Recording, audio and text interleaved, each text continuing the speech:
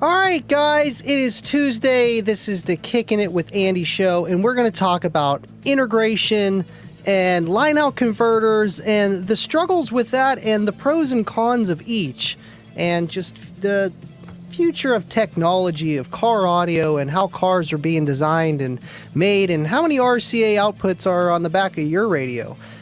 So we're going to talk about a few things like that, and of course we do the giveaways and we have a good time. I got a lot of content to go over. It's Tuesday. What do you guys expect? Thank you guys for tuning in. Let's get this thing going.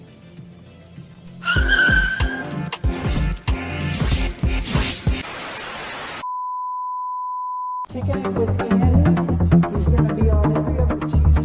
Kicking it with Andy. Kicking it with Andy.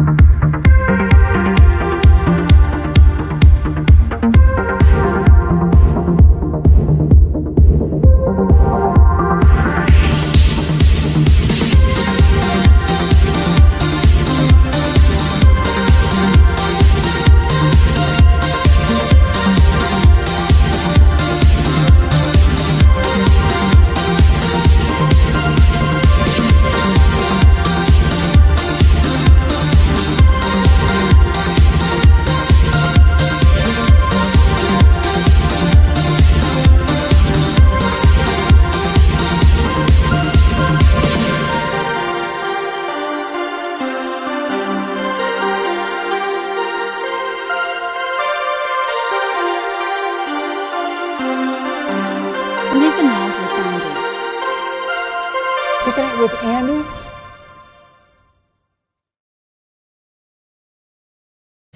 Yo, what is going on? It is Tuesday. I hope everyone had a good day today. We're going to talk about a lot of things. I got a lot of information because there's a lot of things that I'm still learning with integration. I used to be the guy that just threw a line-out converter and called it a day. I threw some subs in the back and dialed it in a certain way so it worked. And with newer cars and more complex radios, it gets harder and harder to do those things. And we're going to go over a few do's and don'ts, and I want to hear from you guys. I threw up a poll in there in the chat. I want to hear if you guys have a stock head unit or not. And in the chat here, of course, I want to hear what you guys did to either, run some integration. We're going to talk about DSP and stuff with the key technology. a few of them, a few clips from John. He's going to help me out here because some of this stuff, man, I understand it, but a lot of it, there is some steps that you need to know and just how things work and some cool tools that I never even knew existed until I started doing some research on my own. And that's the cool thing about doing this stuff, these live shows. I'm learning with you guys. So this is going to be an adventure. Thank you everyone for tuning in. I appreciate you guys. Ernie, I saw you. Thank you for tuning in, man. Appreciate ya. William, Andy, kicking it with Andy. Tuesday night kicker on Mass Superstar. You're a true rock star. Thank you for all you do. Thank you, Will. Thank you for always tuning in, man. And last Tuesday was fun, man. It was awesome. It was an honor to be at the Unmasked studio and just to do my show on top of that afterwards. It was definitely a blast, man. And I couldn't do it without you guys, man. I'll be talking to a camera by myself. Thank you so much for tuning in. You know what? We got some people from Kicker Club, and I forgot to throw it up on my phone. I usually do ahead of time so I can see who's commenting. But thank you for tuning in. I just got like 5 things on the bottom of my screen, 3 more on my other screen. It's crazy. It's a one-man team. You know how we do. It was nice being at the Kicker studio with Ernie back there. I'm like, Ernie, do this. Ernie, do that. It was great. Thank you guys, man. This is going to be a cool episode. I just want to get through some of the comments here. Awesome. We got High Five Vega. Thank you for tuning in, man. Sup, fellas? Just checking in because I'm on the ice cream run, but I shall return. Hey, I know the deal. I just picked up some ice cream on the moped with Bryson for our hot dogs and hamburgers for dinner, man. That's what we had for dinner. I know you guys love to know what we had for dinner on Tuesday, so I figured I'd let you know. And ice cream, it kind of, sparked my mind there for a second. I'm like, hey, wait a minute. And absolutely, El Fuego, I would love to help you in real time, man, with the integration stuff. It's not the easiest, but some cars it's very, very simple, and other cars it's a little more complex. But Kicker does make it a lot easier to do things and to make things sound good. Clean signal in, clean signal out. And we're going to talk about all-pass filters. There's even like different orders of all-pass filters. And I'm like, man, this stuff is really, really deep. I'm looking at all these equations. I'm like, man, this is not easy stuff. But, with how technology is with the radios, they throw them in there and how it throws off the phase. And it almost re-DSPs it so it sounds good. And I just wish, I just wish cars wouldn't do that. Just leave it be. We don't need an all-pass filter, but they throw it in. I don't know why. I would love to know why. And you know what? Super chats are working, SJC. This might just be... this might just be a fluke. But we are on Google Chrome tonight, and super chats are working. And I think that's Cornut the Caboose. What is going on, Cornut? Chrome test, it's a success. But you know what? I'm knocking on wood because I don't trust it. I don't trust it. If we keep using the Google Chrome and it works, man, that will be awesome until I do get a new computer. But then that's half the reason why I want a new computer, because this one just stopped working with the super chats, man. Thank you, Cornut. It's going to be a good night. Thank goodness the super chats are working, because it makes it a lot easier, because I'm doing a lot of things over here, throwing up videos, talking about a lot of stuff, and I need those notifications, man. Appreciate you guys. Deviant 14.4 volt talk in the Heezy. What is going on? That Discord chat is lit. You're welcome for the plug. Facebook user Old Pioneer. Pull up Kicker Club. Bear with me. I need to have these Kicker Club comments so I can see the names, because good old StreamYard, man, it's a pain in my butt. All right, let's roll this down. We got Glenn McPherson. What is going on? Old Pioneer KEX M900 RDS. I hear Pioneer is one of those names. I don't know if today is as they were as yesterday with some brands, how that goes, but just Pioneer usually makes really good stuff. I did an amp dyno on their newest amp that they have at Walmart. Man, it did certified and then some, and I just know I've seen head units. I've ran head units. They're really nice. The 80 PRS, it's like the gold letter of Kicker, It's the same thing. And I guess that head unit probably works really good for you too, man. Awesome. I'm happy I pulled that up. And thank you for tuning in. We got to have all the voltage tonight, man. And yes, 25 Cornut is making it rain. What's going on, Dave? Thank you for tuning in. I'm just doing a little bit of housekeeping till we get on the chat here. Joseph Keenan, sup, Andy? What's a little runaround sub on the L7S radio? Oh, thank you for pointing that out. I got a few things. You know me. I'm always adding something. Over there, I got the winnings of tonight. The Cush NCs, the Tabor 2s, and the EB400s are all right there. And this guy right here. is the surround that Aaron Surratt made for me at Stillwater when I was down there. This was just a piece of whatever that starts with a P, what they make the surrounds out of, poly whatever, and it was just a piece of mat, and they threw it on the where they used the CNC to make the pretty much the, man, I can never think straight with these shows. Afterwards, I'm always like, oh, that's the word. But, you know, they make the molding for it and literally just threw it on there, and this is the actual piece. It's so cool. Now, is it a passive radiator? I mean, you probably cut this out, I would assume. I mean, you could use it as a passive radiator, but I think that's a little bit different. There's more to it for that. But this is a surround. That's how they make the surrounds, and I got a little bit of, you know, this fit on my carry-on the way up. So I had to throw that up there. And yes, Cookie Monster is back. Had to. I'm like, I can't forget him again. I can't. Thank you for tuning in, guys. Appreciate you so much. What's going on, Brian Townsend? Thank you for tuning in. Okay, cool. Let me look a little bit over here on the poll here. Why can't I see?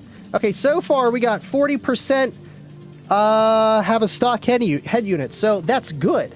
And that's 20 votes. So, I mean, 40%, what's that? 8 people have a stock head unit. So that's pretty the standard with how cars are in car audio. You know, it's just, yes, you know, the best scenario is to replace the head unit so that you can have more control of your stereo and better signal going to your subwoofers and more inputs and outputs, so you have more control. Control is the name of the game, and having an aftermarket head unit really takes all the guessing game out of it.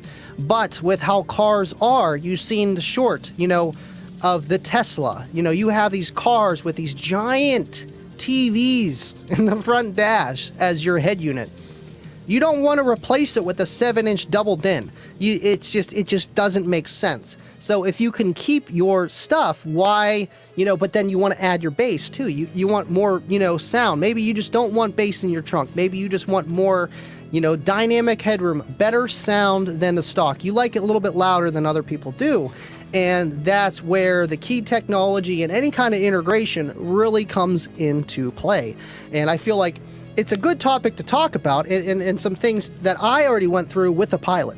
You know, with my Eclipse, with Cookie Monster in it, man, I had a stock head unit in it, and until about, man, 4, 5, 6 and a half years ago. So half of its life, I had a stock head unit. You know, I don't know if you've ever seen a Mitsubishi Eclipse radio dash, but the radio looks like a bubble. So there's no just, oh, I'm just going to put a double din here. I'm going to put a single din here. No problem. It's a little bit harder than that. I wound up doing it eventually. You got to buy the whole dash kit, which they actually had one, which was really great. But with my Pilot here, I didn't have that option. There is no dash kit for the Honda Pilot. You look up dash kits for it, it pretty much says get a different car, try again later. You know, they just don't make them, and it just doesn't make sense. The whole entire dash, it's almost like having an 11 or 12 inch tablet, but it's all buttons. So, you know, to do that and to keep everything working, you're not going to have it. You really aren't. Yes, you could do some things and some, you know, major modifications to make it like that so that you could put a double din in there, but then you're going to have a radio that just doesn't do anything, and then your aftermarket radio, and it's not ideal. You know, that's the one thing that I see with people all the time, where they want to upgrade their radio, they want better sound, but they don't want to do things out of the ordinary where they have to hit a switch or they have to, you know, their car isn't how it's supposed to be. You want it fully functional with all the things that came with it. Your steering wheel control, everything. And in a lot of cars now, Teslas, you know, yes, Tesla does everything with the radio, but other cars do too, where it controls the temperature of your seat, the temperature of your car, your climate control in your radio. And you remove that, there is no bypass for that, at least that I know of, for a aftermarket radio, so integration is the way to do things. Oh yeah, I dropped it down earlier, I'm going to keep dropping it. Make sure you guys, oh, why did that not do that? I should have posted it earlier. I'm going to drop the link here for you guys. Oh, you know what, that's probably why. because I had it as UM Weekly. Make sure you go and fill that out. Try to win, guys. Yes, it's rigged, but that's the whole point. Kicker.com/UM Weekly. Go enter. You guys will get either the Cush Bluetooth, noise canceling, the Tabor 2s, the EB400s, and of course you get the Kicker koozie with the Unmasked Swag shirt. Man, it's going to be awesome. Yes, always rigged. Thank you. Absolutely. Okay, so I have a few videos here, and it's mostly going over the key lock and the Kiss Lock 2, and I didn't do anything with the key 200s or the 500.1, but we can talk about it. And also, on top of finding your signal, and Kicker had some really good videos. I'm like, man, I'm going to use their videos because this is the Unmasked Kicking It with Andy show. So we're going to use their content, and it's great content. And let's talk about, the key lock is great, but I want to talk about signal. Say you have a stock head unit, you have an amplified, Bose or Dre Beats in your Dodge, you got something, and there's an amplifier back there, and that's another thing. Finding out which wire is what. There's so many wires, there'll be three red wires, and they all do different things. So it's not, very simple. You kind of have to have a diagram to have an idea. I paid for my diagram, but you can actually go to a stereo shop and have them look it up for you. They have access for that, no problem, or you can do a little bit of research. It depends the vehicle and the model, but when you're cutting wires, you want to make sure that wire is what it says. So I would pay I paid $15 for it. Well worth it. Had every wire diagram for my entire vehicle. If I ever have an electrical problem, I go to it. PDF format, it's great. But before I go to that, say you want to figure out, what kind of signal am I getting? Say you don't want to get the key lock, which the key lock does everything for you, which is awesome. It literally shows you a band of, your low, your mid, and your high frequencies it's going through. But let's just say you want to run a line-out converter. You want to run the Kiss Lock, or not the Kiss Lock, the Kiss Lock 2. You want to run a Kiss Lock 2 or a simple line-out converter from Walmart to Scotia, whatever the situation is, and you just want to figure out what kind of frequencies you're getting out of your car. Are you getting full range, or do you have all-pass filters in place that are just, no good? Watch this video here. I'll try to commentate as I go through this. It's the first time me really doing videos of somebody else while I'm doing a live video, so bear with me. But John's going to explain how to test for your frequency range and stuff. And I think what he does and how they do this, you just got to see it. Check it out. Response to the output of your system, you're going to need an RTA. An RTA is a real-time analyzer, and what it will do is it'll show you the frequency response to the output. You can download software for your laptop that'll do the same thing. A lot of times this software is free or at a very minimal cost. Either way you do it, you're going to need to get signal into these RTA units, and this is what you're going to need to do that. You're going to need a Kicker Kiss Lock, K-I-S-L-O-C, a coil speaker wire that'll reach to the vehicle, and on this particular unit we have banana jacks that will allow us to plug in our piercing test leads so we can accurately test and measure the frequency response of the amplifier. I think those are so cool. You also need an RCA cable to plug into the Kiss Lock that will terminate to a 3.5 millimeter jack. This will now plug in to the laptop's microphone. Ernie, if you're watching, I need to know what these tools, the yellow tools right there, what those are called, because I think those are the coolest thing ever, where you don't have to pierce your wire. Check this out. Meter jack, this will now plug in to the laptop's microphone input. If your laptop doesn't have a microphone input, you'll need some type of device to allow you to get signal into the USB input of your laptop computer. On this particular device, it uses a 1/4-inch jack down here, so we'll use a 1/4-inch to 3.5 millimeter adapter.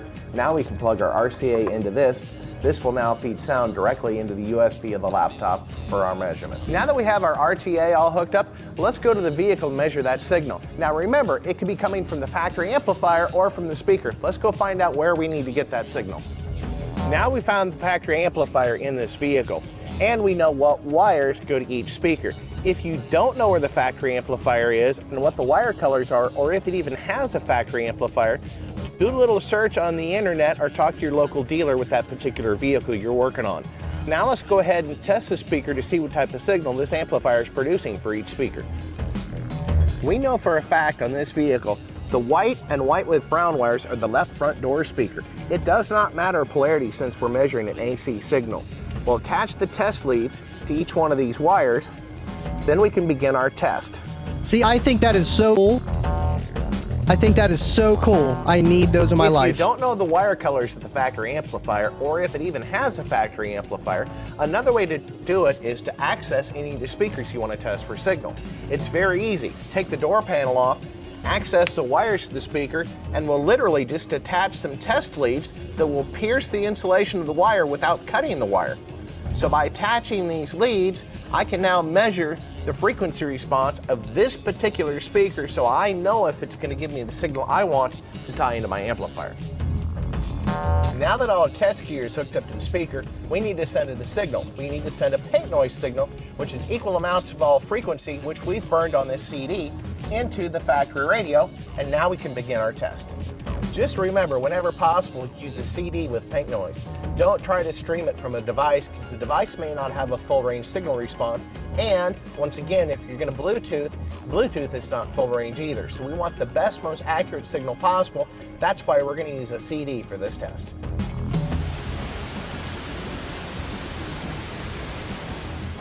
Now that we have the test equipment hooked up and everything's working properly, we see that we have a full range signal coming from these outputs from the factory amplifier. This signal would be adequate to run into any aftermarket amplifier, or even if you just wanted to add a subwoofer, which is low pass only. With the F-150, we were fortunate that we had a full range signal. We can use that signal for the input to an amplifier for just a subwoofer or as a full range input. But what if you don't have a full range signal? This is what a low pass, band pass, and high pass output look and sound like. Once again, this has been John with the Kicker Training Department. Thanks a lot and hope you guys rock on. Thank you, John. You know, I just wanted to show that clip because I think the way that he tested that is, you know, yes, you can do that with the key lock. You know, it does it all for you. And I have a key lock video if you guys really do want to see that too, of how to run the key lock. And it kind of does the same thing, but without having to do all that testing, picking, and prodding. But I love those tools that, Walter, thank you. I need a link for those tools, man. I appreciate that. That would be awesome, honestly, because, man, I think that's so cool to be able to test something. I'm sure you can't test, you know, impedance and all that, but to be able to test for the signal. Anything like that where you don't have to splice a wire for some kind of testing, it's a tool well worth it. You know, I just feel with integration, you know, it can be overcoming, or what could I say? It could be daunting. You know, okay, well, I got a stock head unit. I really don't want to mess with it. You know, that's a lot of wires. I'm not sure what to do, you know. But with kind of stuff like that, where you don't even have to cut anything, I think that really makes things easier to swallow. Just because you don't have to cut wires, you know, and it's like, okay, well, if I cut this wire, I better make sure I leave enough space to keep going and to tap it back together in case I change my mind down the road, which happens. Now, this is a situation here. I seen this on Facebook today, and I'm like, man, this guy's got a Honda Pilot. It's a year or two older than, or year or two newer than mine, and he's putting a double din radio into that, and I'm like, man, I do not believe they make a dash kit for that. So whatever he's doing some of that, like I said, that extreme modification stuff, and it's just not my cup of tea. You know, when I bought my car, I wanted the, you know, surround sound, not the surround sound really, but I wanted the premium sound system, you know, with the steering wheel controls, the heated seats, the rear entertainment system, the 6 CD changer and DVD player. I didn't want to lose any of that by throwing in some bass, and that's the way to do it. Thank you, William. Yes, guys, hit the like. I'm sorry. I know I threw up that video. A couple of you guys bounced out. I know this integration stuff can kind of go over your head, but I want to give you guys content that I see that's interesting, and it hits the nail on the head with this topic of what we're doing. Thank you, Mom. Thanks for tuning in. Yes, I seen that. Thank you so much. Love you. Thank you for tuning in. All right, cool. And then let me move down here a little bit. Okay, yeah, that was just a picture of those connectors. I think that is the coolest thing. And that right there, I think that's just the key or the kicker line out converter. I think that's just the original Kiss lock or Kiss lock, key lock. Man, there's so many different. They all start with a K. The Kiss lock. I have the Kiss lock 2 that has the remote power out from a DC level offset, which is another video I want to show you guys from Steve Mead. If you missed it, I'm going to throw up the kicker portion because he tested all these line out converters, and the Kiss lock 2 and Kiss lock are $20, $30, $40, and they don't do any of the re-DSPN like the key lock does, but it gives you that really good high pre-out voltage that you're looking for, and it's not a clip signal either, and that's a big thing, you know, with just anything in audio. You want a clean signal to start with, just in general. 25 dash kit anti-modifying your own ABS plastic all the way. You know, I already did a lot of modification with my Eclipse, and I mean, have you seen my air vents recently? You know, I just, you know, with the family car, it just did not make sense. Now, let me move down here a little bit. Now, this was my wire for the Pilot. There was 2 of these wires here. And literally one went into both of them went into the amplifier. One was all voltage, stuff coming from the head unit going to the Pilot, and then the other one was going to the speakers. So when I did all this stuff, that's what I had to tap into, you know. So when you see all these wires, I'm talking that's a lot of wires. There was, I think, 24 on one and 28 on the other. It was just insane of, you know, looking at all the wires, and here was my chart.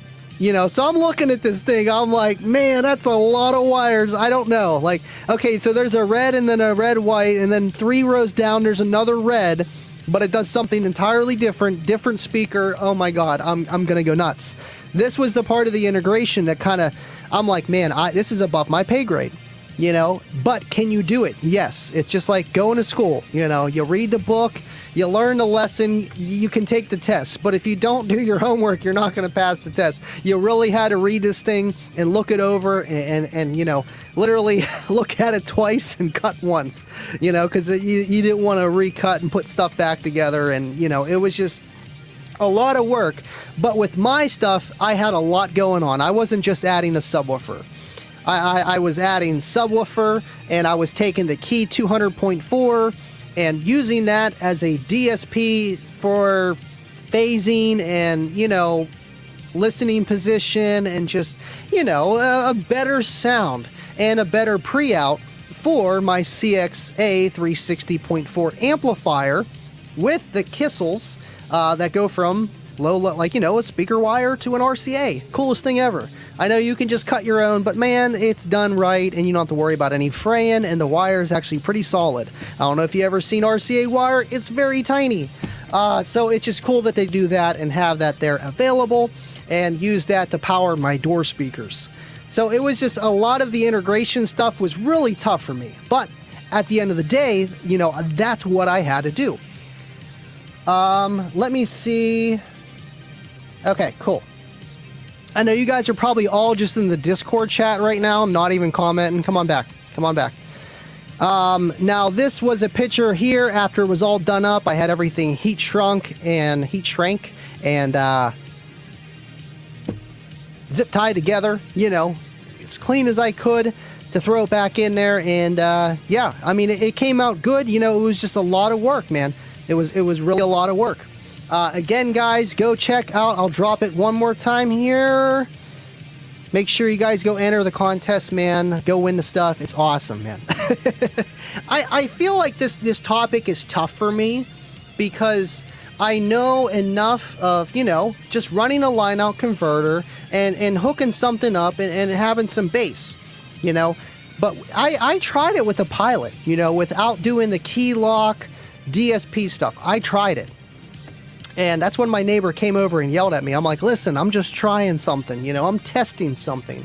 what I did was I just hooked up the key lock to the source of the rear source that I was using, that I'm still using for the subwoofers, for the quad box.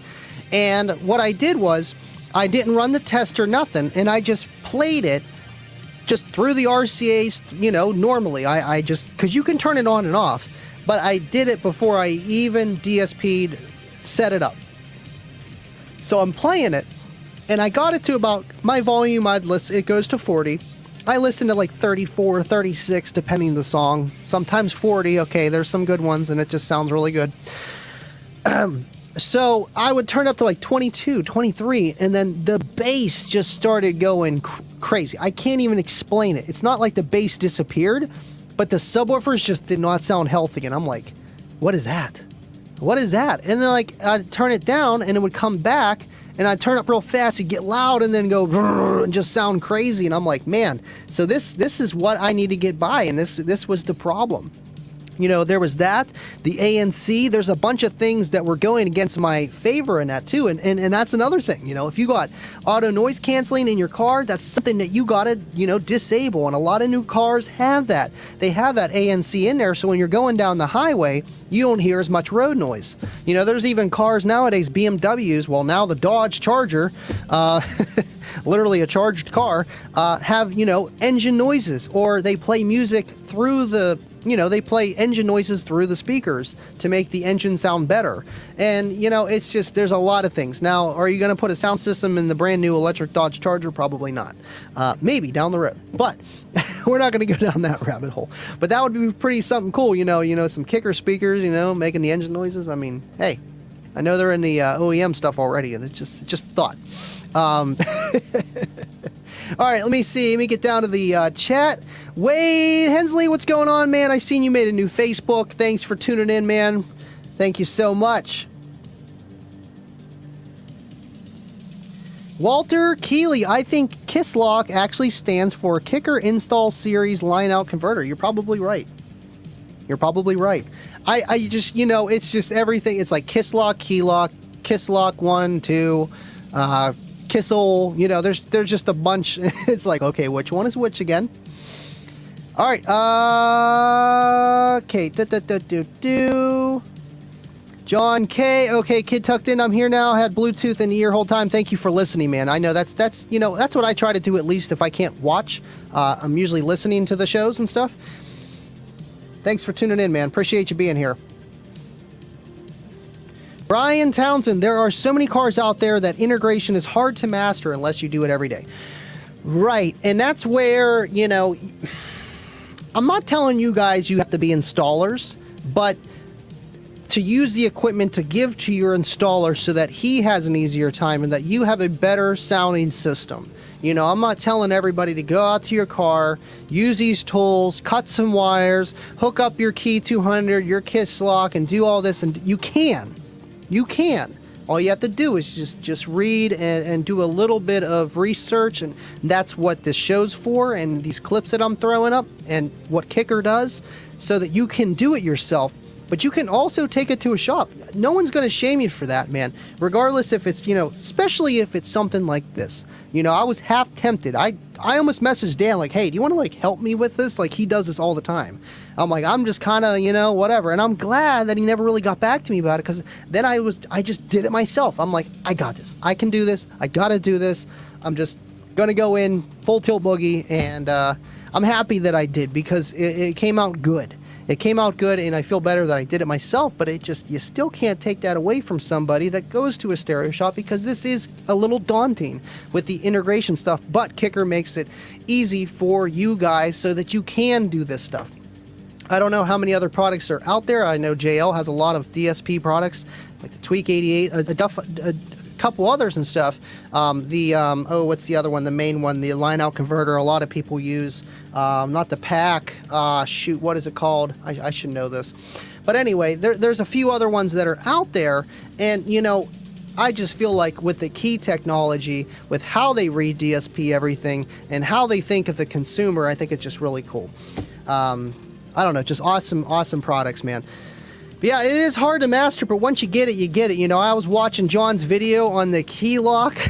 I watched it like 4 times, just trying it, you know, because I had to retune it a few times too, because I was tweaking with stuff, and you can't tweak with stuff, and I was setting it improperly, you know, and it's not for the novice, but at the same time, you know, if you just take your time, you can do it. You can absolutely do it.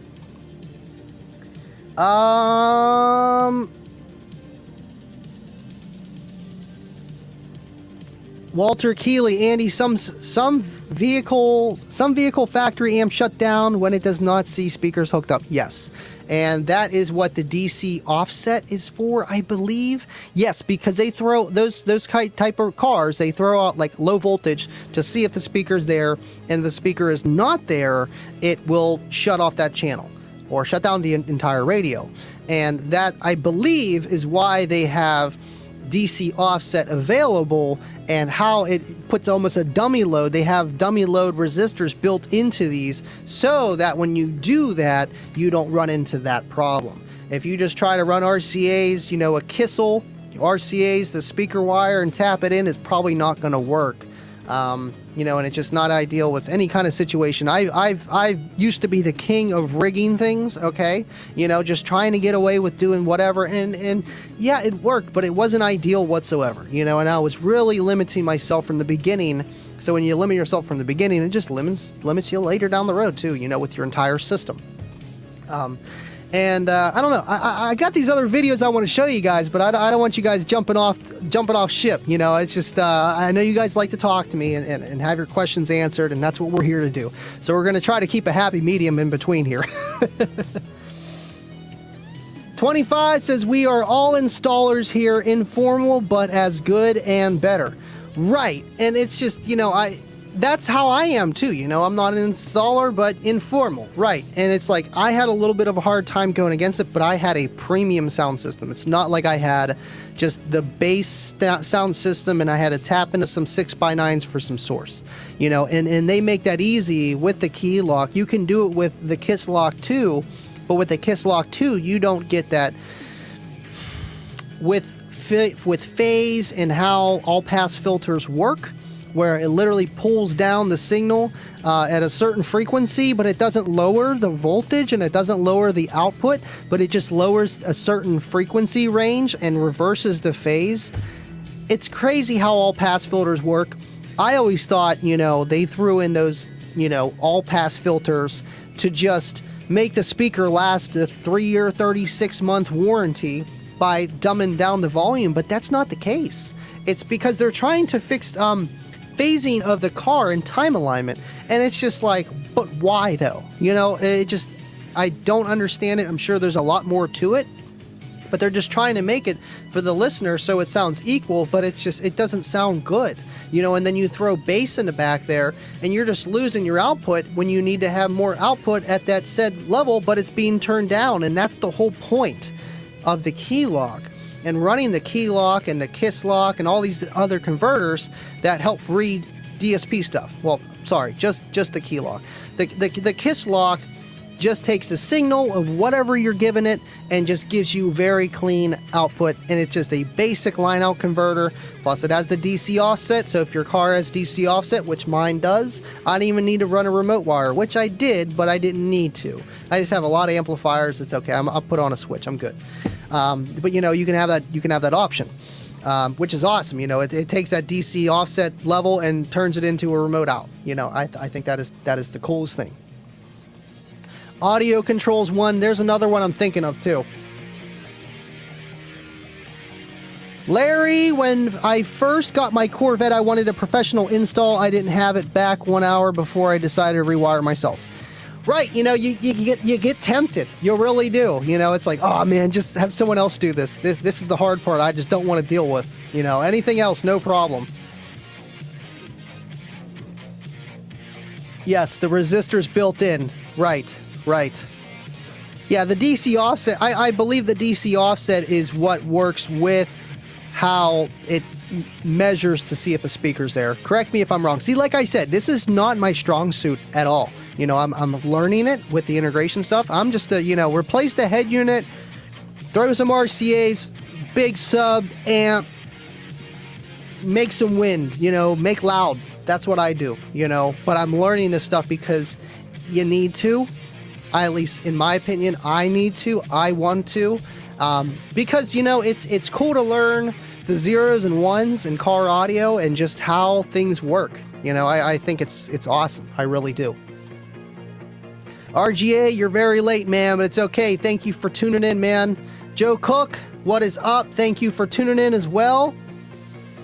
Jeremy, what's going on? What up, Andy from South Dakota? Awesome, man. Thank you for tuning in. We're just talking about integration. Oh, and if you didn't know, go check the link. I drop it like every 10 to 15 minutes. Go enter to win. You get these headphones that are behind you. One of the 3, unmasked with koozie. You know the deal.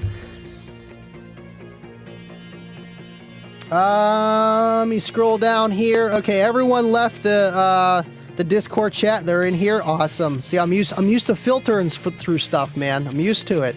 I enjoy it. SJC, key lock will fix all pass and base roll off. Absolutely.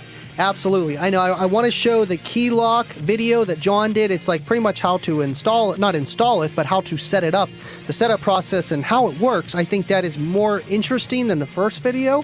But the first video, I thought the tool was awesome. And for the basic person that wants to know how to see their signal, what they're getting without buying the key lock, and you can build your own DIY RTA and use a laptop and free technology, or even your phone can do it too.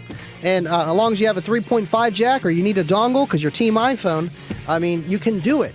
It's very simple, and it doesn't cost as much as a fancy RTA, and you can find out what kind of frequencies you're getting, man. Todd, the key lock is a beautiful thing. Good evening, Andy.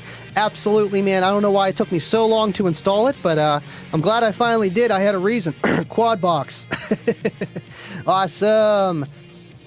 Load resistors needed in some integration application. Right. Like we were talking about, like just certain head units, they need that load resistor. I know that they were saying that they put in these load resistors and they got to watch, you know, what kind of thing they're putting in there, because that thing gets hot. It's literally taking the power that you're sending through and turning it into heat, you know, and then you got to make sure that that thing doesn't get the rest of your car hot, you know, and it can't be super big, you know, and this key technology, the key 200s, the 500s, the key locks, everything else, very, very small.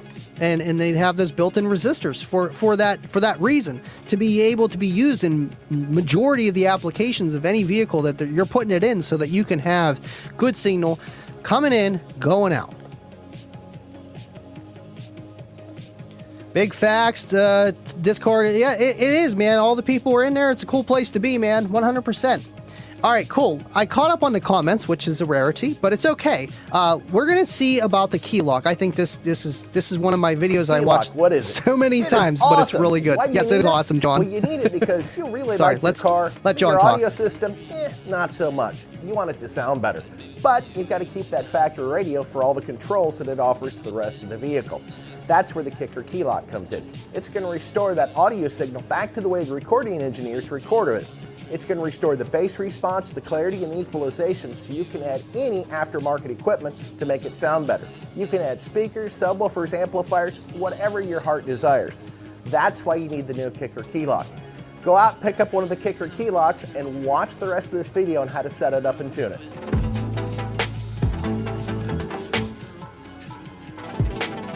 One of the cool things that you can use the key lock for is let me know if you guys can hear him okay. That are present on the input to the key lock. We call this auto frequency detect. It basically works like a 3-band RTA. The first LED will indicate low frequencies from 20 to 200 hertz. The middle LED, as you saw just come on, will detect frequencies from 200 to 2 kilohertz. And the third LED, or the high frequency indicator, will indicate frequencies from 2 kilohertz to 20 kilohertz. So what we'll want to do is we'll want to turn on our source unit with all the tone controls set flat and the listening position centered if you have those type of adjustments. This is pretty much just to find out volume level, about mid-volume level. What we did earlier. Turn the input level of the key lock up and let me turn you down there for a second, John. Pretty much what we're doing here is literally what we did in the first video, mid and high frequency LEDs, but this does everything for you. That I have a mid and high frequency output, I've got less low frequencies in the signal. As I continue to turn the input level up, You notice I had to turn it quite a ways before the low LED showed frequency. That means I've got an unacceptable signal for using for a subwoofer. It only has a mid and high frequency output. Therefore, I would want to look for a different source of input if I was going to connect a subwoofer or if I was looking for a full range output. Yeah, believe it or not, the Pilot, the source that I have it hooked up to, it actually does not have a very good full band pass. It is a little bit lacking on the lows, which is what it's for, but I'm kind of limited on where I can put my inputs and outputs. That's why I want to get that tool to see if my front has better low end, maybe use that for the subwoofer, but the whole me running everything that I do with two systems in one, and whenever I run the DVD player, and I can have the bass shut off in the back and play their audio through their headphones. It's, man, if I was just trying for, you know, absolute best signal, I would probably move it up front, but can't. Just wanted to throw that in there. Now let's test another signal. So it will work, but it might not be ideal. Now you notice the low and the mid LED illuminated. That means I have a low pass crossover on this output. Therefore, this signal is not going to be acceptable for a full range output, such as the output to a set of door speakers. It's only going to be acceptable for mid-bass or for a subwoofer. I can continue to turn the input up even further. Eventually, that high frequency LED comes on, which means I do have some high frequencies, just not nearly as much as I do the low and the mid frequencies. Let's test a third signal input. Begin turning the level input up on the key lock.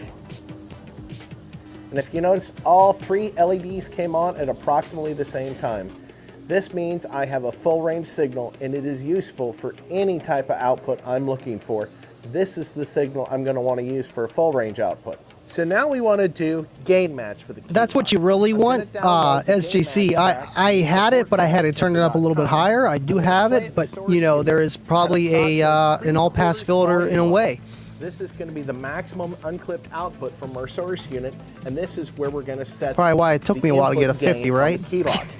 This is the most important step. You must make sure you do not clip the input on the key lock, or your results will not be satisfactory. Do you adjust your output on your RCA on your key lock? I'm going to push and hold yes. the key button on the right side of the key lock and hold it until you see the LEDs scroll to the right, and then they'll scroll to the left. Let up on the key button. What's going on, Stu? You'll see the first LED is illuminated. That means I'm now in gain match mode. With that source unit turned up to approximately 3/4 volume, I'm going to start turning up the level of the input until I see LEDs 3 and 4 illuminate. This means I have clipping on the left channel and the right channel, and I need to turn the input source down. Turning this slowly, you notice the LEDs will shut off. Todd, you're going to want to watch this. This means I'm no longer clipping the inputs to the left or right channels. We'll want to let this sit for about 10 seconds to make sure as that sweep goes higher, lower in frequency, it does not clip either the left or the right inputs. Now that we have the input level properly matched to the source unit, we're going to begin the setup process. Play the noise floor track on your source unit with the volume still remaining at 3/4 output. Make sure the noise floor track is playing before you begin the next process. You will simply press the key button one time and you'll notice the number 1 LED will begin to flash. That tells me it's detecting the noise floor in your system. Once the LED 2 begins to flash, now you're ready for the next step. Immediately press the next track, which is going to be full test. You'll see the LED 2 come on solid, and then you'll wait for anywhere from 3 to 8 minutes for it to do its evaluation. The LED 2, 3, and 4 will light up sequentially to tell you as it's finished each of the processes.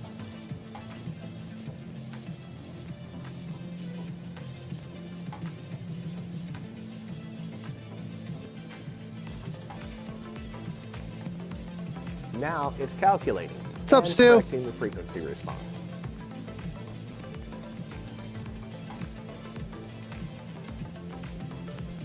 It's now done. By pressing the key button one more time, we exit the setup mode, and if you notice, all 4 LEDs are lit. The right LED, number 4, is telling me that the processing is turned on. The other 3 LEDs... See, that right there is what the key lock does. Literally... Oh, sorry, messing with my volume over here. Literally gets rid of that all-pass filter dip, or just the natural EQ of how the manufacturer wanted that radio to sound. And as you can see, there was a dip in the low 30, 40, 50 range, and then in the mid-range, I'm not sure exactly if it's like 1K to 3K or what that is, but it gives you that entirely flat signal. And that's what you're striving to get whenever you're buying these products. It's just so that you get that good sound. I'm telling you, man, it makes night and day difference. I was going to do a video of testing before and after, just hitting the switch with the quad box. Maybe I'll do that for Friday, like how we like to continue these shows, going over and after, and setting that, talking about it a little bit more, because we're already 50 minutes in. I feel like I barely covered anything. But just to hear the difference of the two in real time, and I think that is something that you guys would probably like to do. So I'll see if I can get a video for that. So hard to do everything at once, but we're gonna do it.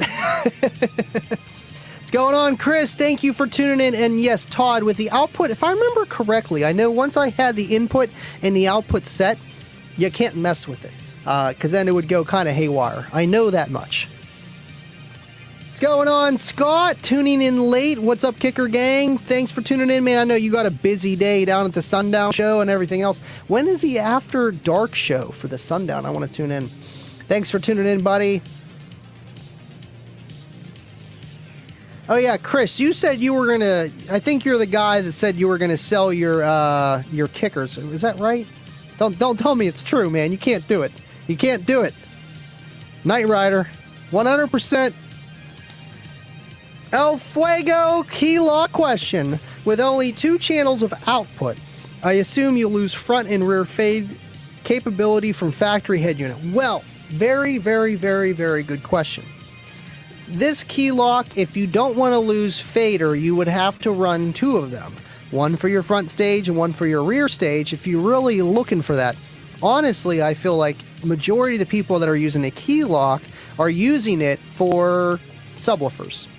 Can you use it for full range and subwoofers? Absolutely, but then you would need 3 key locks. Do you get what I'm saying? I mean, you could do, you can get a signal with just 1 or 2 of them, and then, bridge that signal and then have that, just going to a different amp, but then you might lose control, like as you would with fader and balance.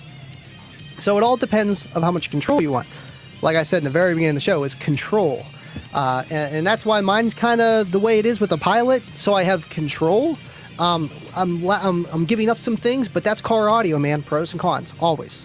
And then there was one other video too with the Kiss Lock 2, which Steve Mead did, which was a very let's just put it this way, people were talking good and bad about it on this video with the Kiss Lock, not Kiss Lock in general, but just how he was testing it. But man, did the Kiss Lock come out with flying colors and was the cheapest LOC.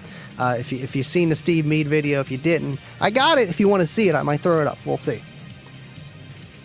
All right, let me scroll down here. Thank you everyone for tuning in, man. This is awesome. This is just the topic that I'm learning about, but I think that it's needed to be known, for the future, of how cars are being made, where they have these huge radios, and you don't want to replace it. Well, how do you do it? And that's another thing with your mids and highs. The Key 200.4 does a lot. Now, does it do this re-DSPing like I showed with the picture of just, let me pause this. Can I pause this and add this to the stream? It doesn't do any of the re-EQing right here, but it does with the staging and time alignment.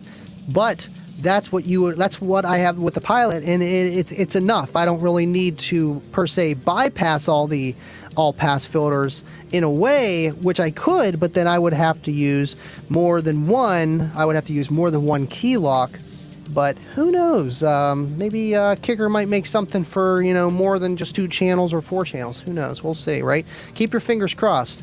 But, I feel like with anything, you kind of do want to run this technology just because it's simple. The price is there. And, man, I love it, and just with anything Kicker, man, it is bulletproof and dummy proof, Drop it by accident, I'm sure it'll turn right back on for you. Let me drop that link again, guys. I know it's been a little bit. Let's see if there's anybody actually entering. Let's see here. Oh, let me... I could turn my volume back up because I don't have to listen to John right now.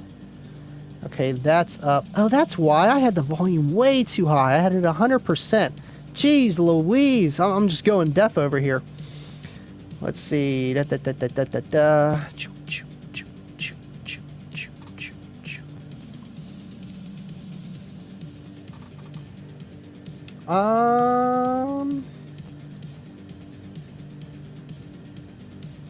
It's not going to show me, is it? Usually I like to see how many people entered. 165? 165. At any rate. I forget I did it last time, but it's okay. No biggie. A lot of entries already, though. It's awesome. Let me check out the poll while I'm over here. Alright, so we went down a little bit. Do you have a stock head unit? Yes. 34%. And that's out of 38 people. I mean, honestly, that's... what, 14 people, give or take, or something like that? I mean, 15? I don't know. That's... I feel like that is the majority of the people that watch this channel, though. It depends where you're putting that poll. If you're putting it on, like, some Facebook Marketplace page, that just people aren't into car audio, and they're like, yeah, I got a stock head unit, So here, but even then, this should go to show that, we still run our stock head units, even though we have base. And what's the best way to do that is with these line-out converters, and it depends what you're going up against. Can you get away with just the Kiss Lock 2 or the Kiss Lock? If you got decent volume up to level 46, which is like my Eclipse, I had perfect sound until volume 46, and then up 47, 48, 49, it just dropped. All pass filter kicks in, it starts rearing stuff down. So that's kind of why I got away with it for the longest time with a cheap line-out converter. It didn't really bother me any. With the Pilot, it's like, nope, you ain't getting none of these beans, and I'm like, why, and if I turned the gain up, it just didn't sound healthy, and then it was just hitting when it wasn't supposed to, and just sounded terrible. So I needed that re-DSPing that the key lock did. But with Kayla's car or my Eclipse or just something basic, yes, I could get away with just a Kiss Lock 2, absolutely. Just to get that, signal from the high level and put it down to low level. But if you run a Kicker amp, then you don't even need the Kiss Lock 2. Then you just need a Kissel, the little wires, and just literally tap that into your high level and throw it into the RCAs, the CX and the KX. The CX, you got to hit a switch. The KX, it'll do it automatically. I noticed that because I was running into some issues with mine. I forgot to hit the button on the CX amp, on the CX360. I'm throwing high level into a low level. Which is fine, RCAs, but I gotta hit the switch. I totally forgot. I'm like, oh, okay, that makes sense. And I got a little bit better sound and it wasn't rearing it down.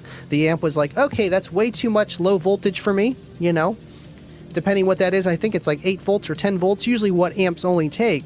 But the Kicker amps will take up to 40, which is just awesome. And that's the whole point of being able to use the Kissel and high level input without needing a converter. But then you might lose some factors too. Maybe you just want a bass knob, so you go to Walmart, you buy the Scotia, the very cheap one that has a bass knob.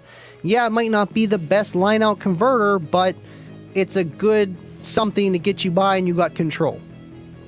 Control, and it's very hard to have control, but with the DSP and with all these tools that we're using, all these products, that's how you get your control.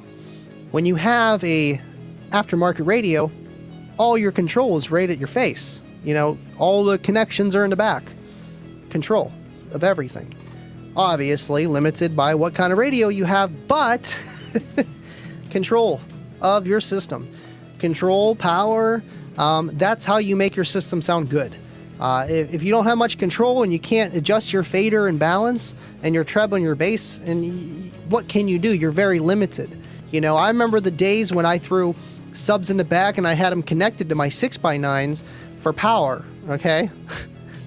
It worked. But to get the amount of bass that the subs got loud at, my 6x9s were distorting. Control. I had no control. You know, I could disconnect the 6x9s, but then I lost rear fill. I lost sound. Back then, you wanted your 6x9s screaming. And I'm like, doesn't sound as loud, but the bass is better. You know, and it's just, man, I've been there from the beginning of just learning this stuff. That's why I want to teach you guys, and I like to learn about this stuff because, boy, did I learn the hard way, but not really. I just learned the way I wanted to learn and with what I had and what was in front of me, you know, and that's why you guys are very spoiled to have shows like this and just, you know, Kicker and everyone else, Steve Mead and all these other people and Derek Wilson, Vega, DIY on the guy, every single one of them at your fingertips to get information. We are spoiled. Simply put. Man, we are at an hour already, but it's only 9:30, so I guess the competition has ended. The competition has ended. I don't know if I see Bobby B's name in there, but I didn't draw nothing, so seen John in there.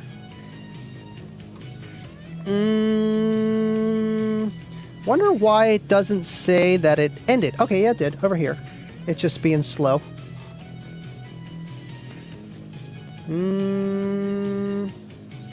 Okay, I'll pick him in a minute. We'll keep it going here for a second. Did you guys have any questions? I could throw up the Steve Mead video, but I mean, honestly, I feel like we covered a lot with this. And if you guys want, we can continue it Friday, how we usually do. Daniel M. Mulligan, yo, Mr. Square, kicking them in the shin. I like it.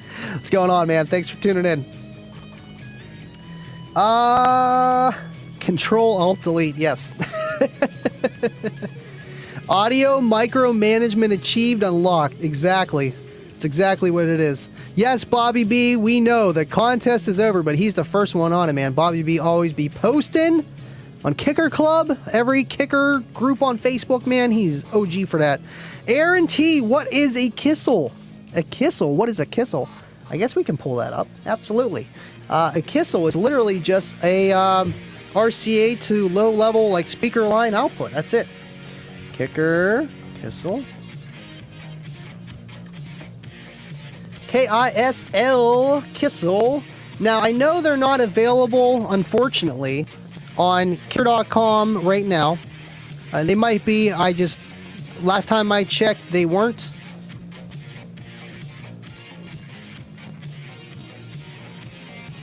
We disconnect this one. Oops, that's the Steve Mead. Why? I tried sharing my screen. Why is it not? Oh, wow. And moved it up here. Sorry about that. This is a Kissel right here where, come on, man. Very cheap, 13 bucks, man. These things are awesome. And it's just literally RCAs. Oh, come on. Guess we're just not going to see the bottom end. It's just speaker wire. That's it. And it gives you a female to female adapter so that you can add it to the male there and have female if you need it. Or male like normal, like what I use it for. I just use the male adapters, or not the adapters, just how they come like that. And it worked very well. 100%, man. They're awesome, and it's just, you can make your own, man, but I feel like that is super clean, and it's not going to come apart on you. I learned by screwing up a lot the old way. 100%, man. You know, I didn't really blow up speakers. I've never been known for that, but, you know, I've definitely just... I caught my Cobalt on fire a little bit, and just in the back end, there was a little bit of flame coming off the fuse. Other than that, nothing too crazy. Clips, yeah, that was, yeah, we had a little incident with that, but that wasn't really my fault too much. Just an old car. Got that fixed though, thank goodness. Ryan, lovely. Thank you for tuning in and thank you for your question. Just curious, when they used the LOC with the piercing probes to test signal, did they just wire left and right channels? Yes.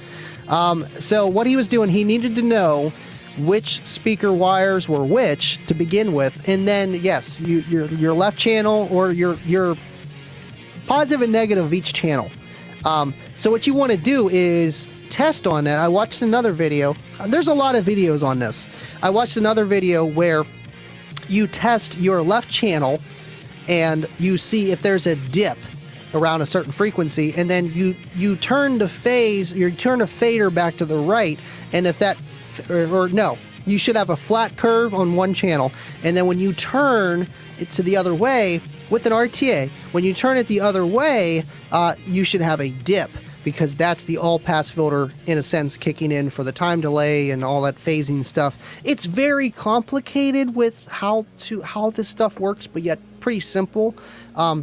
But yes, with the testing together, I think that was just one channel, left or right. I don't think that was left and right. I think that was just positive and negative on one of them. Just to see what you're getting out of that, because I think it'd be really hard to test out of both sides, especially with the phasing issue of like what I was saying, you know, when they're put together. You see the phase or you don't. Maybe you do. You know, that's a very good question. I feel like, you know, I need to know more about this, but I did want to talk about it. You know, just the basics of how this stuff works. You know, I'm not telling you how to do a 65 in your Honda CRX, but, you know, I'm telling you on stuff like that I know more about. But this, not so much. I'm learning though, man. I'm learning. And that's the cool thing about it, because there was a lot that I learned that I didn't know 3-4 days ago before I started studying to do this show. Andy blew up tweeters recently. Tweeters are my soft spot, or should I say, I blow them up a lot. At least with Cookie Monster, man. You know, I'm just doing too much with not enough, and you need it to scream to keep up with the bass, and it sounds good. Don't get me wrong. Not that I'm clipping them, it's just I'm sending them a little bit too much power. And over time, tweeters are usually the first thing to go, because it's very hard to hear, if you are clipping them, the distortion. Even the distortion from just overpowering. I seen we had almost 50 people in here. They're checking. They're like, oh, did he do the giveaway yet? Did he do it yet? I just appreciate you guys watching, man. This is awesome. It's an honor to be able to do this show. And kicking it with Andy, man. This is cool. SJC! Bass, lots of variables in that system. Probably tap into bass speaker leads and run key lock to make signal back to 0. You will need to test, but key lock will tell you what signals are present. Right, and that's why I think it's so cool, because it does everything kind of for you simply. It's not like it shows you 0 to 20 with that graph EQ. They had amps that did that. They had the Q class amps. If you can get your hands on a Q class amp, man, get one. I would love to try one. Talking too much. Here we go.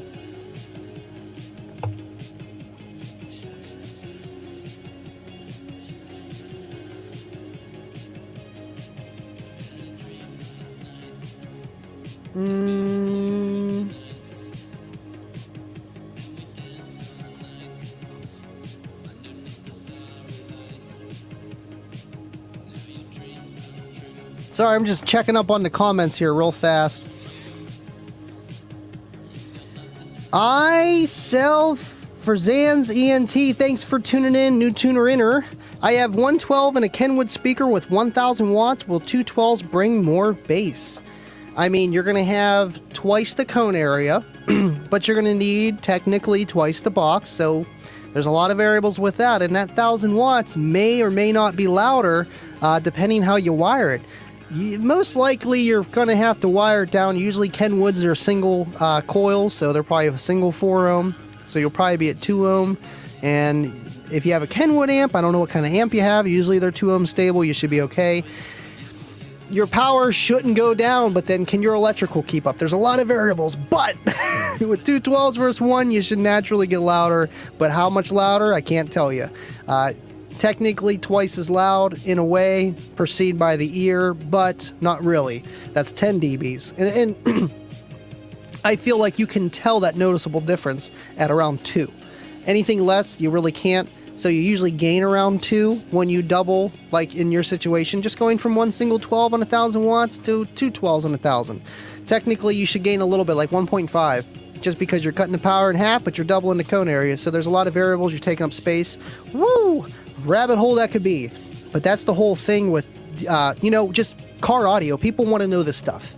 You know, should I upgrade? Should I buy another 12? Absolutely, dude. If you want to give up a little bit more trunk space, throw it back there. You're going to be louder. You're going to know a difference, and you're going to be like, wow, man. Okay, yeah, definitely two 12s.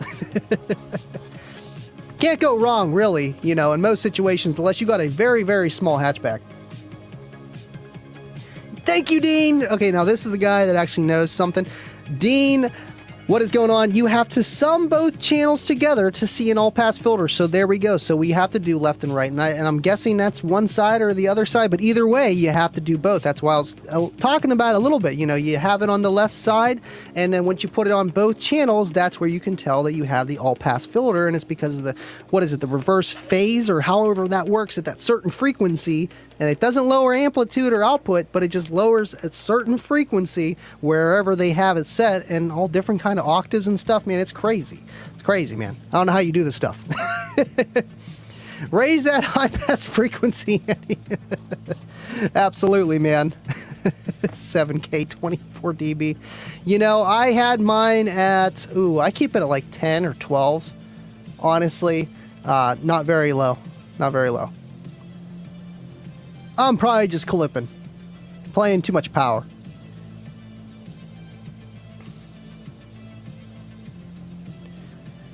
Alright, let me scroll down here. Cool, cool, cool. Awesome, awesome, awesome.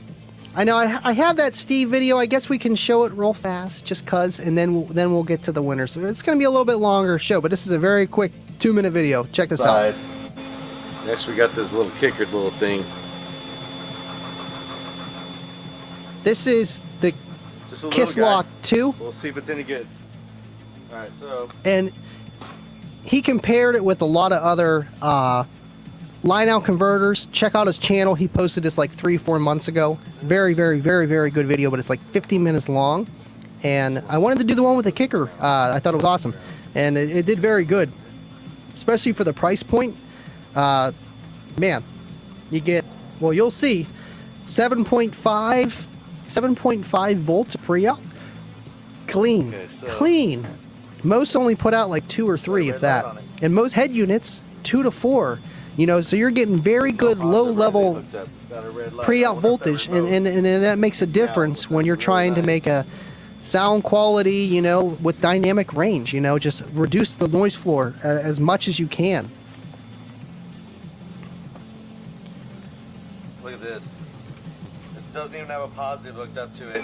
So it must be getting voltage through those speaker leads and then turning it in to something that you can send out to your remote wire, which is awesome.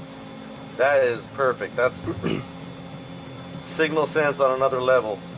Yeah, it's crazy. It really is. Yeah. I already like it. But let's see if it's clean. That's a whole nother ball game. That's a great feature to have. I just praying that this thing plays clean, because it ain't gonna be good. I love that feature. Volume's all the way down. We got nothing, which is normal because the volume's all the way down. We'll start turning that up till we see something on the screen. Which, there we do. Oh, we're clean. We're clean at 1.8. We're clean at 2. We're clean at 3.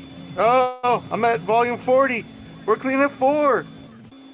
We're clean at 5. Oh, we're dirty at 8. Big deal. Let me see. Oh, 7.4. About 7.5 volts.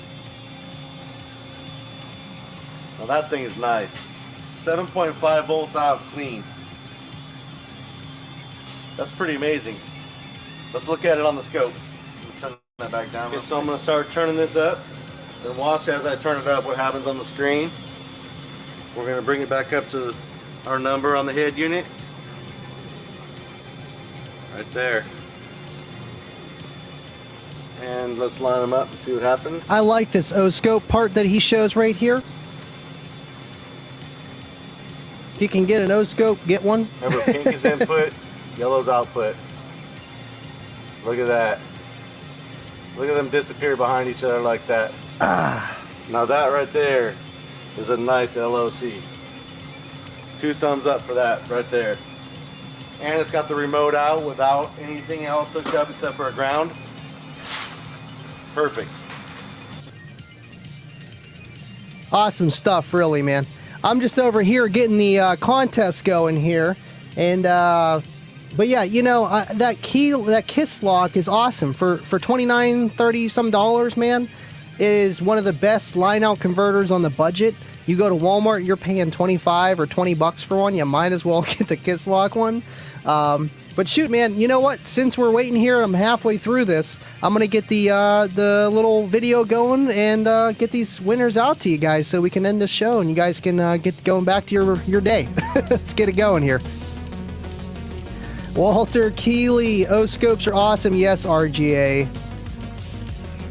Larry, I don't have to worry about copyright strike just for the simple fact that I'm not going to be monetizing this. All right.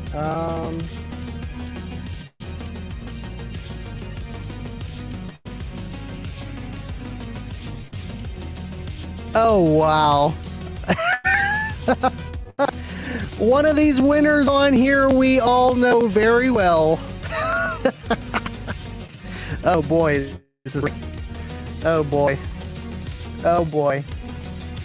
Oh, and another one! What? You can't win twice. No way. Bill, what do we do? Do we repick? How's this work?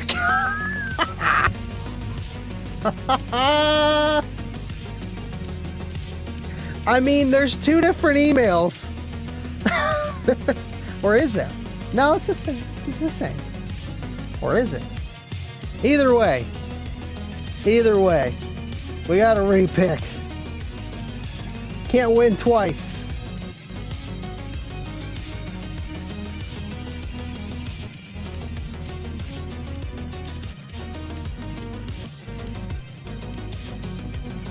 Can't win first and third place. It's not fair. All right, cool. Cool.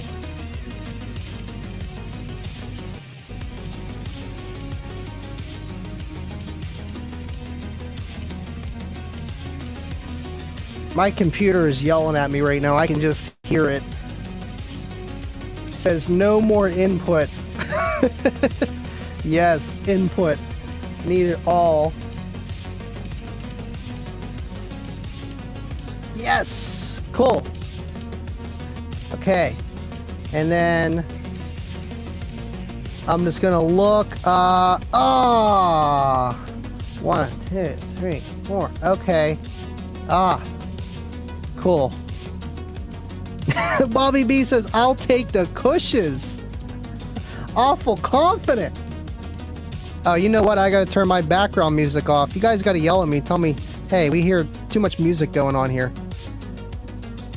Andy's trolling so bad right now. You know it. You know it. Input! Input! Newton Crosby. Don't know this? PhD. Stephanie.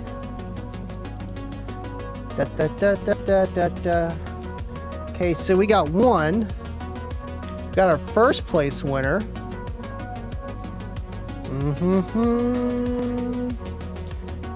It's all capitalized and stuff. What the? Okay.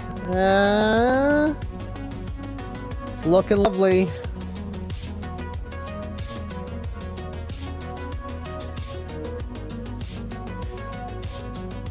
Eight.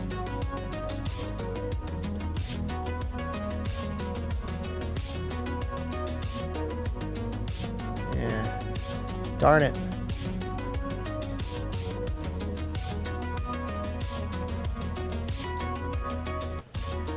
Right, and then bear with me, guys. I try my best to go fast with this.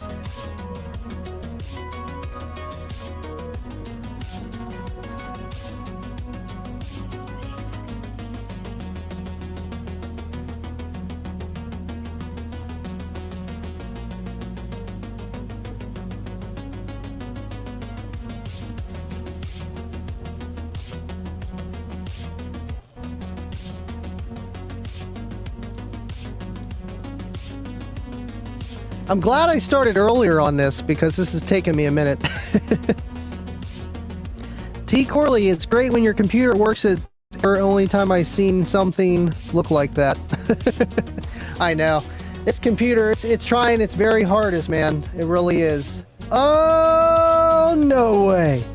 No way. No way. No way. No way. Wait. What? Sound like my son. That's what he does. What?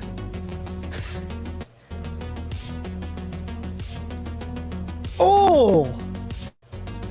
Yes. Yes, this lineup is looking nice. You know, I feel like, you know, this is like fantasy football, you know? Okay, let me pull these up here, get this going. Baba says, I'm telling you, I was the only entry. You gotta give it to me. You know what? It's one of our very own. Two of our very own. This is a nice roster tonight, I'm telling you. All right, so I can take down the banner because it's too late to enter, but I'm gonna start punching these guys in here. 25, don't edit that. Ryan, is it Ryan or is it Jason? Jason.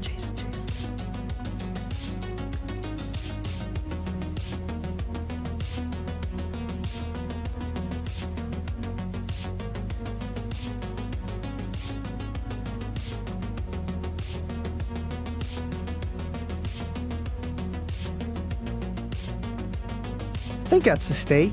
Yeah. Okay. Okay.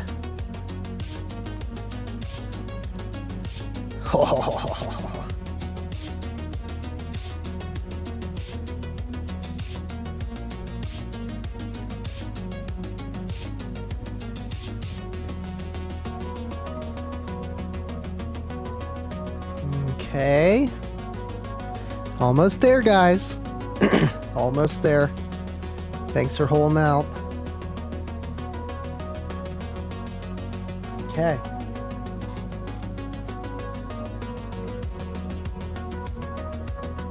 Man, when you guys see this, they're going to be like, this is definitely rigged.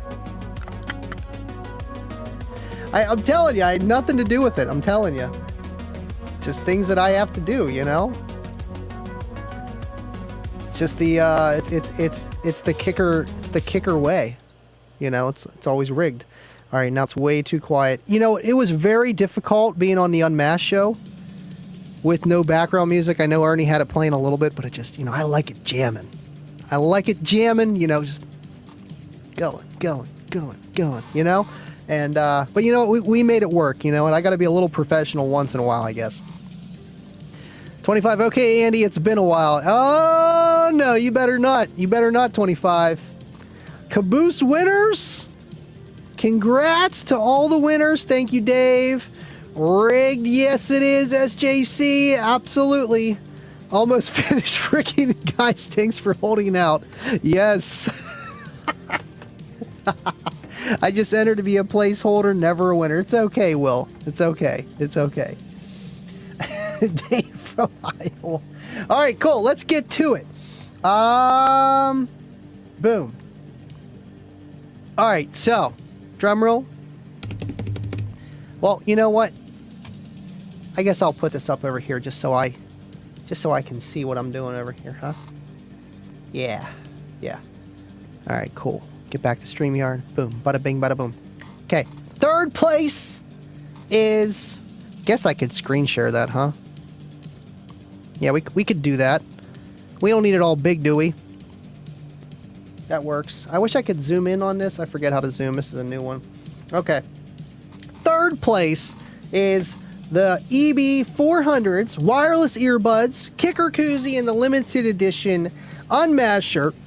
That goes to none other than Ryan L. from Elkhart, Indiana. I think it's Indiana. Ryan, congratulations. Thank you for playing and watching tonight, man. This has been awesome to give this stuff away for you guys, and thank you for just tuning in and sucking up some knowledge, man. You know, it's awesome for you guys to tune in and win some stuff. It's awesome, and it's kicker stuff. I mean, come on, guys.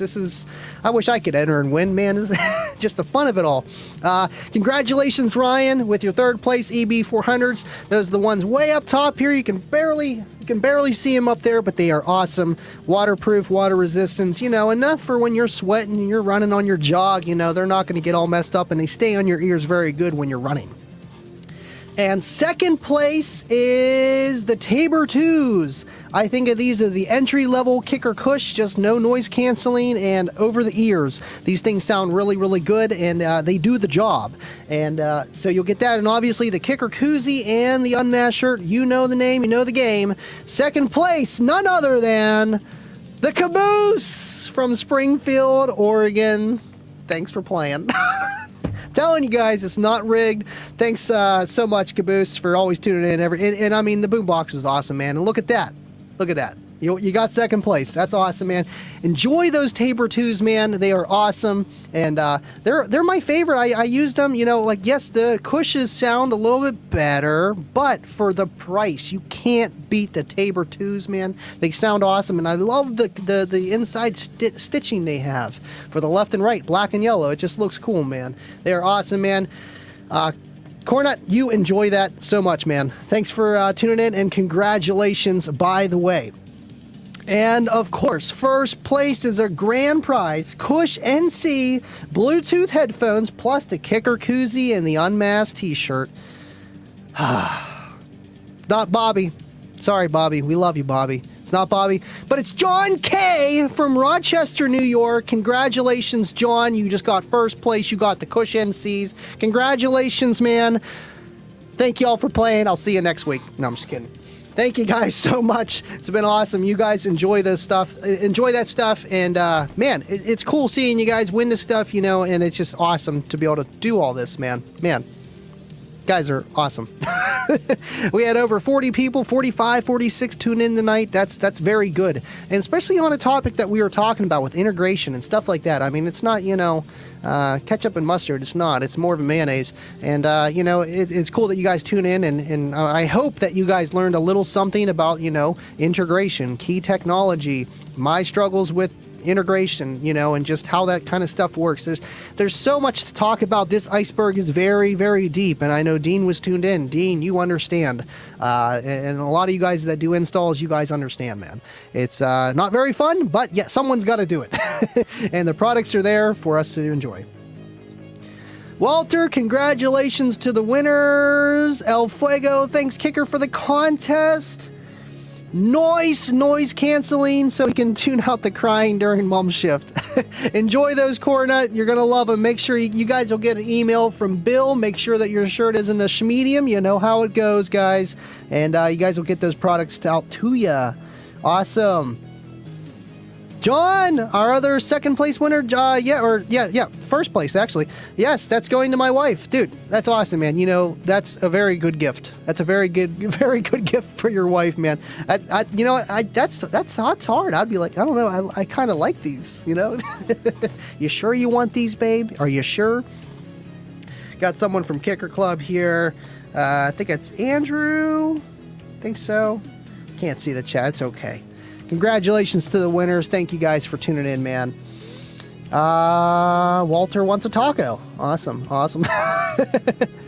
It is semi-rigged. It's always rigged. You know that, 25.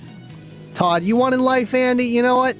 I feel like that's why I'm not a gambling man, you know, but I never win these kind of things either. Not rigged tonight at all, Cornet says. Yes. Awesome. Okay, cool. Well, I mean, that was the show, guys. You guys are freaking awesome. Thank you guys so much for tuning in. You always keep them in suspense. I try, Mom. I try, you know. Have to. Dub Team, Andy, quick question. How long have you seen a CVR go? You mean like last for or price? Wait, how low have you seen a CVR go? Or frequency? How low can you go? There's a lot of things. I can see one going under the limbo pretty low. I'm trying to think. I mean, how low have you seen a CVR go? I don't know. Way below 40 hertz. I know it'll go way below that. Deviant, honestly, Tabor 2 look better and fit better. I mean, they're different. I feel like the Tabors are a little bit more extended, and they're lighter. So it all depends what you're trying to get out. Andy, what's your favorite dessert? I'll have my girl make it and bring it to the next show. You know, I am a very big fan of chocolate chip cookies. Make sure there's no nuts or I'll die. Okay, thank you guys for tuning in. Of course, man, you know, this has been an honor with the Unmasked show, you know, of how they give these products away, and now they're able to give products away on my show with the Kickin' with Andy show on their time slot. Ernie, Jeremy, Bill, John, all the guys, Steve, everyone A to Z, Sandy, Jeremy, all of them. Thank you guys so much for making this happen. And yeah, we'll see you guys Friday on my show. And if not, tune in for the Unmasked show Tuesday, man. I'm not going to be there, unfortunately. Maybe the week after that. No, I'm just kidding. Soon, one day, it'll be awesome again. But thank you guys so much for watching. Let's get to these end credits, and I will catch you guys on the caboose.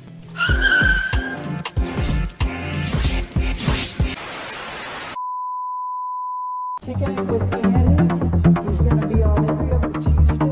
Kickin' It with Andy.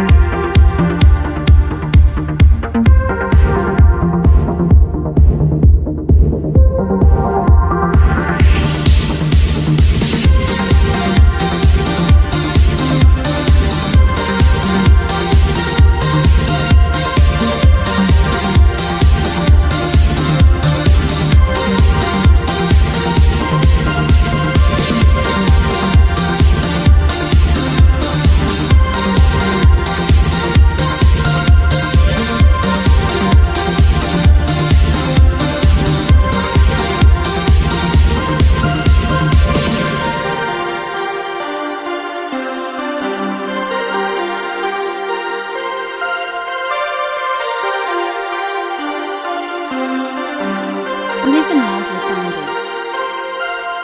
Kickin' It with Andy. You are welcome, Bobby. You are welcome. And, you know, Ernie said that the super chat, the caboose was going to be Coronut. And if we're going to end it, if anyone else is going to jump in last second, Coronut is going to be the caboose. Does Baba come in last second?